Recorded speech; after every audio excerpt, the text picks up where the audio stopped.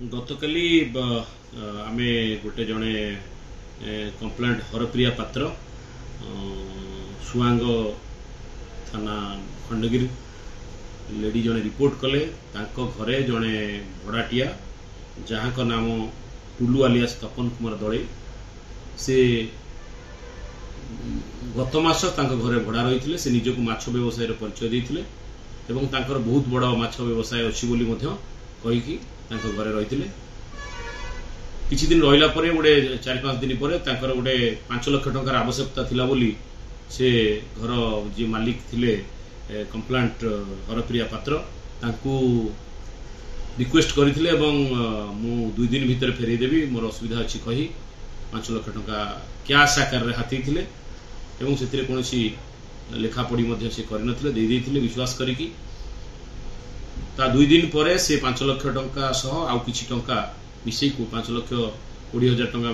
से रिटर्न करथिले एवं तांकर जो घर मालिकंकर विश्वास को जन्मैथिले पुणी किछि दिन पर 4-5 दिन पर आउ थरे गत जो 25 तारीख दिन गत मास 25 तारीख दिन से 10 लाख टंका मागिथिले तांको पाखरे 10 लाख टंका अवेलेबल नथिला से किछि महिला गोष्ठी ठारू पैसा संग्रह करथिले एवं तांकर गोटे झीर ना रे एफडी थिला ताकू मध्ये बैंक रु उठेई 10 लाख कर देथिले किंतु से पैसा नेला परे से दिन रातिर से फेरार हो जाइथिले एवं तांकर प्रकृत एड्रेस मध्ये ठीक सठिक भाव से कहि नथिले जहा फल रे तांको संगे जोगाजोग कला परे मध्ये से विफल होइथिले परिशेष रे से आसी रिपोर्ट करथिले गतकाली आमे तदंत करी